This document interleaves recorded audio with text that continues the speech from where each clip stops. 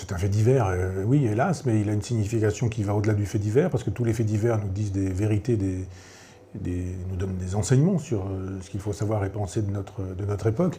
Je pense que le christianisme est devenu fou, du moins le christianisme du Vatican est devenu fou, et que procède par indignation sélective.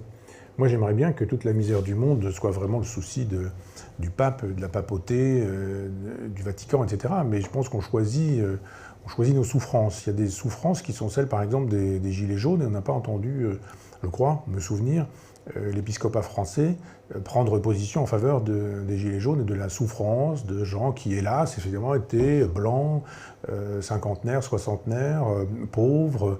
Et ceux-là, on ne les a pas entendus, les évêques qui nous auraient dit « mais c'est effectivement une voix qu'il faut entendre, il faut défendre ce petit peuple oublié ».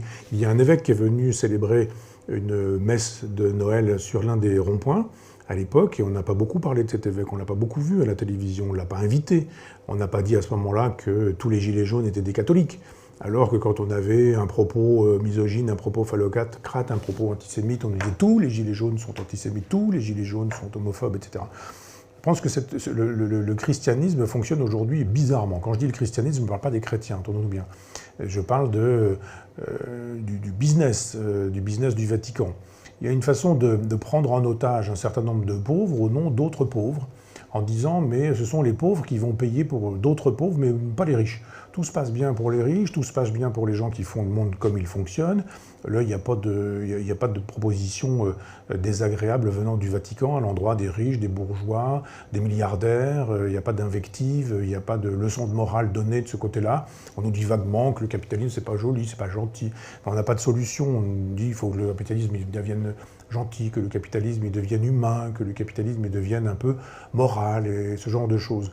Mais cette façon de dire la charité, l'amour du prochain, c'est l'amour de tout le monde. C'est fort sympathique, mais c'est pas tenable. Il y a un moment donné où il faut envisager la parole du Christ de façon historique, et on peut effectivement imaginer qu'on peut accueillir son prochain, on peut accueillir le vagabond, l'étranger, le cheminot, enfin celui qui marche, celui qui passe. L'étranger, il est facile à accueillir quand effectivement il arrive une personne de temps en temps dans un foyer où on peut mettre une assiette, et ça ne pose aucun problème d'accueillir les gens qui n'ont rien à manger, les gens qui n'ont rien, partager son toit, partager la couche de la maison en disant « il y a la possibilité de faire un lit ici, venez, dormez, etc. » Tout ça, c'est fort sympathique, mais on a un peu de gens dans un petit village, et on peut effectivement pratiquer une éthique qui cesse d'être la même s'il s'agit de manier 5 ou 6 milliards d'hommes. Pas exactement la même chose de dire qu'un homme qui demande l'hospitalité, c'est la même chose qu'un peuple qui demande une hospitalité. Ça n'est pas possible de dire ouvrez les maisons, ouvrez les frigidaires, ouvrez vos espaces et accueillez tout le monde, tout ça est formidable. Non, c'est un peu problématique. On ne peut pas d'une part dire qu'on va préserver les civilisations, les cultures, etc., puis en même temps faire exploser toutes les petites civilisations et les petites cultures, ou les civilisations et les cultures en difficulté, au nom d'une migration qui serait formidable. Alors jadis on parlait d'immigration, on a parlé d'émigration, puis maintenant on parle de migration, en venant nous expliquer que c'est normal, que le monde a toujours fonctionné comme ça. Oui, mais il y a eu une époque où il y avait moins d'1 million de gens sur la totalité de la Terre. Et quand on est à plusieurs milliards, c'est plus du tout la même chose, les règles ne sont plus du tout les mêmes. Donc il y a un moment donné où cette façon de dire « Ah, mais ce garçon qui est arrivé en France, on lui a dit qu'on ne pouvait pas l'accepter, la loi a dit qu'on ne pouvait pas l'accepter », l'Église dit « Non, non, non, nous on l'accepte. On l'accepte, ce garçon, il peut venir, d'ailleurs, il va pouvoir servir la messe, etc. » Puis un jour, il fout le feu à l'Église, il détruit des œuvres d'art, et puis on dit bah, « Oui, mais enfin, il faut le comprendre, le pauvre garçon, on lui avait dit qu'on ne pouvait pas l'accueillir. » C'est la loi. Donc je veux bien que l'Église estime que la loi n'est pas la loi et qu'on peut défendre l'illégalité, que c'est formidable d'être dans l'illégalité. Mais ce garçon, la loi avait décidé qu'il fallait qu'il rentre chez lui. Donc on dit, mais non, il a mis le feu à la cathédrale, mais en même temps on va quand même l'accueillir, nous. On va l'accueillir dans notre monastère. Et puis il a sa place ici. Mais ce personnage est dangereux. Et autant c'est facile de dire qu'on va accueillir l'humanité tout entière, alors que finalement ça ne mange pas de pain, comme on fait quand il s'agit concrètement de le faire dans un endroit où on met les autres en danger. Parce que le problème, c'est qu'on a le droit d'être martyr. Après tout, si ce prêtre voulait se faire massacré. D'ailleurs, on n'a pas de détails là-dessus. On n'a pas vu les photos de cet Africain, on n'a pas eu le détail, on ne sait rien du tout. On sait qu'il a frappé plusieurs fois à la tête, 5 ou 6 fois, mais comment ça s'est passé, on ne sait pas. Il y a quand même un grand silence qui entoure. Moi, j'ai voulu faire un texte, j'attendais des informations qui ne sont pas venues. Donc, j'ai pas fait de texte parce que cet homme a été tué par quelqu'un qui lui a donné 5 ou 6 coups au visage, on ne sait pas comment, de quelle manière, comment ça s'est passé. Il y a un grand silence là-dessus. Il y a un grand silence et ce prêtre est coupable d'avoir exposé la vie des autres.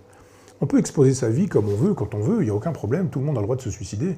Mais quand on estime qu'on prend le risque pour les autres d'exposer leur propre vie, ce n'est pas exactement la même chose.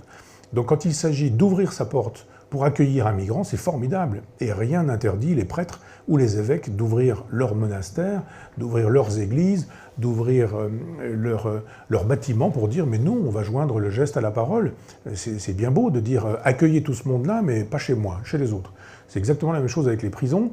Tout le monde veut des prisons, mais pas en face de chez soi. Le jour où on se dit bah, « ici, en face de chez vous, là-bas, on va construire une prison, il n'y a plus personne là ». Donc moi j'aimerais que l'Église joigne le geste à la parole et que les migrants qu'on nous demande d'accueillir avec l'argent du contribuable soient d'abord accueillis par les gens chrétiens qui pensent qu'il faut les accueillir. Et à ce moment-là, il y a des catholiques qui ont des maisons secondaires, et bien qu'ils offrent leurs maisons secondaires ou qui, dans leur maison, ils offrent, qui ont un nombre considérable de chambres, qu'ils offrent une chambre ou 2 chambres en disant « mais moi je pratique ça concrètement. Je ne dis pas il va falloir pratiquer la charité c'est vous qui allez la pratiquer. Je ne dis pas il va falloir accueillir tout le monde, mais c'est vous qui allez accueillir tout le monde. » Donc il y a un moment donné où on n'a pas le droit d'exposer aussi les autres en disant « je vais décider pour vous, c'est ainsi que ça va se passer. Nous avons à manger pour 3 dans le frigidaire, mais je vous invite à inviter 50 personnes au dîner. » Ça n'est pas défendable sur un principe de dire qu'on va inviter 50 personnes quand il y a à manger pour 3. Ça veut dire effectivement que ça va mal se passer. Si on invite 50 personnes et qu'il y a de la nourriture pour 3 dans le frigidaire, je n'imagine pas que ça puisse correctement se passer. Donc il y a un moment donné où les principes, c'est bien. L'éthique de conviction, c'est formidable, mais il y a aussi l'éthique de responsabilité. Donc cette façon de dire on accueille les migrants et cette façon de les accueillir comme on les accueille, moi j'ai honte de dire qu'on fait venir des gens en France en leur disant vous allez maintenant vivre sous des piles de ponts, vous allez vivre sous des... Je sortais d'un endroit hier là où je voyais des gens qui dormaient dans des toiles de tente fixées sur le béton devant France 3. Il y a des gens, de temps en temps, je me retrouve dans des taxis où je vois comment des gens vivent sous des piles de ponts, d'échangeurs, d'autoroutes, tout ce genre de choses. Je me dis c'est ça, accueillir les gens. On ne peut pas dire c'est un principe, venez, quand on n'accueille pas bien les gens.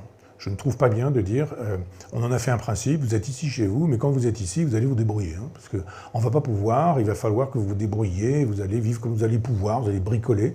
Et je vois des jeunes passer dans la rue, là, qui ne font rien de leur journée et qui sont juste là, sans parler le français, sans avoir de travail, dans une société de consommation où on les invite à être quand ils ont. Donc à avoir des Nike, à avoir des téléphones portables. Qu'est-ce qu'on leur propose comme avenir? Je pense que ne vivre que sur les principes, ce que fait aujourd'hui l'Église, c'est condamnable, parce que c'est toujours condamnable de ne vivre que sur le principe.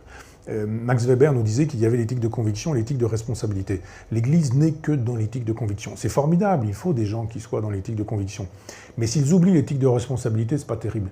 Il y a des gens qui ne sont que dans l'éthique de responsabilité et qui oublient l'éthique de conviction. C'est pas terrible non plus. Les gens qui disent qu'il faut accueillir tout le monde ont tort, les gens qui disent qu'il faut accueillir personne ont tort aussi. Les deux ont tort. Parce qu'il faut de la responsabilité avec de la conviction avec de la responsabilité.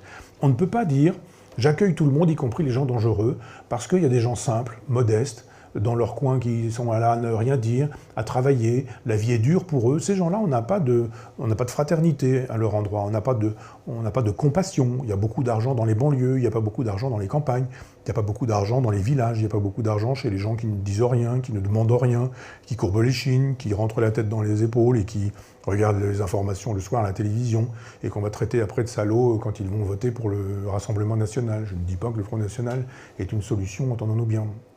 Je dis juste qu'il y a un moment donné où on ne peut pas se contenter d'être sur les principes en disant il faut accueillir toute la misère du monde. Non, ça n'est pas possible, ça n'est pas pensable. Matériellement, ça n'est pas possible, ça n'est pas pensable. Et accueillir toute la misère du monde, c'est générer la misère dans le monde où on l'accueillera.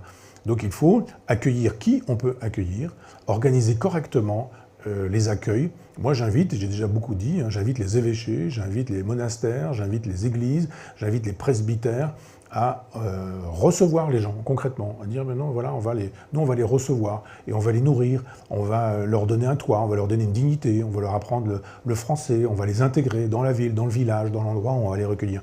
Pour l'instant, ce n'est pas tellement le cas. C'est donc une espèce de principe général qui génère des catastrophes civilisationnelles. Je ne suis pas bien sûr que la solution soit là. Je veux dire, on a accueilli ce monsieur, apparemment, la justice avait estimé qu'il ne pouvait pas rester en France, on n'a pas été capable de le renvoyer dans son pays d'origine.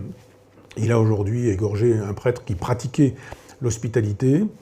On peut s'intéresser effectivement à ce fait divers pour voir si l'hospitalité doit être totale, générale, absolue, même quand elle est problématique, surtout quand elle est problématique. Je ne suis pas contre l'hospitalité, je suis pour les conditions d'une hospitalité qui soient des conditions républicaines, humaines, humanistes, qui permettent à tout le monde de trouver son compte. Les gens qui ont besoin de venir en France et les gens qui en France ont besoin de vivre tranquillement et sereinement, à égalité, dans la fraternité, parce que sinon il n'y a pas de liberté.